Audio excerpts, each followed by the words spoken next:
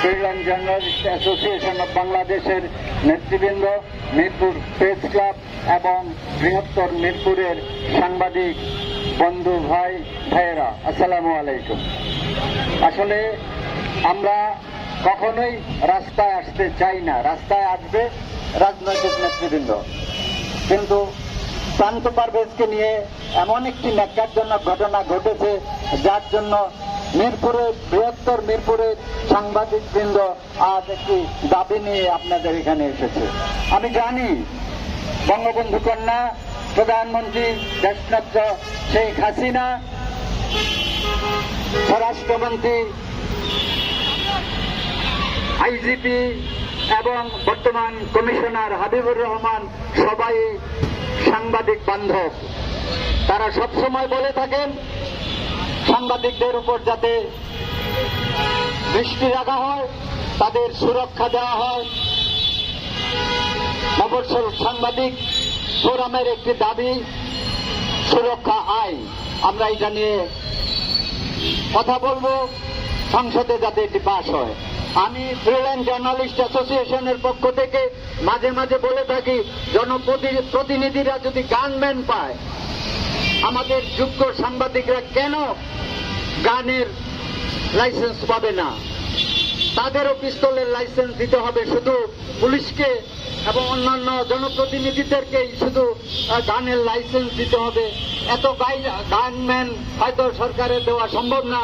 আমি এই ফোরাম থেকে দাবি করছি আজকে যে পিস্তলের লাইসেন্স প্রত্যেকটি সাংবাদিককে যাচাই বাছাই করে দিতে হবে, এটা আমার দাবি। আমি যে কথা বলছিলাম যে প্রান্ত পারভেজকে একক ধরে যে সারা বাংলাদেশে সাংবাদিকদের উপর নির্যাতন হচ্ছে। কিছুদিন আগে একটি আমি পরিসংখ্যান দেখেছিলাম, সারা বিশ্বে প্রায় 2000 সাংবাদিক নিহত হয়েছে। আমাদের বাংলাদেশেও প্রচুর সাংবাদিক নিহত এবং নির্যাতিত হয়েছে। এবং একটি সুন্দর দেশ, শান্তিপ্রিয় দেশ জাপানে বিগত 4 বছরেও একজন সাংবাদিক নির্যাতিত হয় নাই। আমরা মনে করি জাপানকে আমরা অনুসরণ করতে পারি। আর একটি কথা বলবো, এখানে উচ্চ পর্যায় থেকে যেখানে জিরো টলারেন্স দেখানো হয়েছে, সেখানে সাংবাদিকদেরকে সুরক্ষা দেওয়ার নীতি নির্ধারণী বক্তব্যে তারা বলছেন, অথচ একজন ওসি কিভাবে এটির ব্যত্যয় ঘটায়। এই জন্যই আমি বললাম যে গোপালগঞ্জ, এখন সবাই আপনার যতজন পুলিশ কর্মকর্তাকে জিজ্ঞেস করবেন, সবাই বলে গোপালগঞ্জ।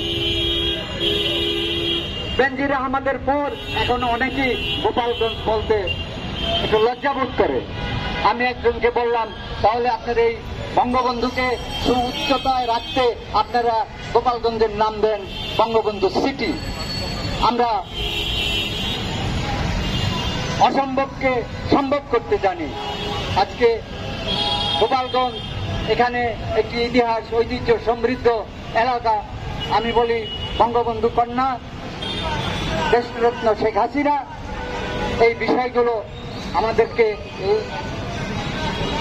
মানববন্ধন থেকে আপনি সমস্ত জায়গায় ছড়িয়ে দিবেন।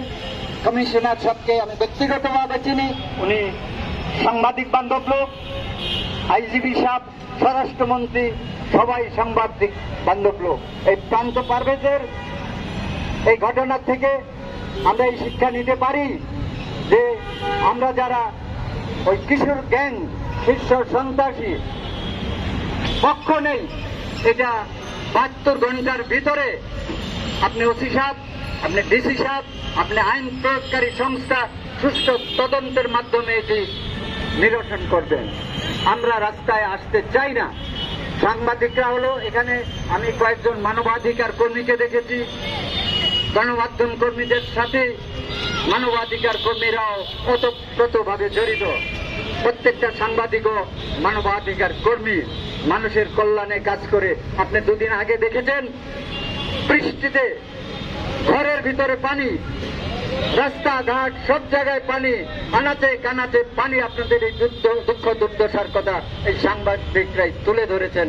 তারা মানবাধিকার কর্মীও বটে। গণমাধ্যমের এই কর্মীরা মানবাধিকার কর্মীও বটে। তারা জনগণের দেশের কল্যাণে কাজ করে। রাষ্ট্রের চতুর্থ স্তম্ভ হলো এই সাংবাদিকরা। স্বাধীনতার পর থেকে এই সাংবাদিকরা নানানভাবে ক্ষত বিক্ষত নির্যাতিত হচ্ছে।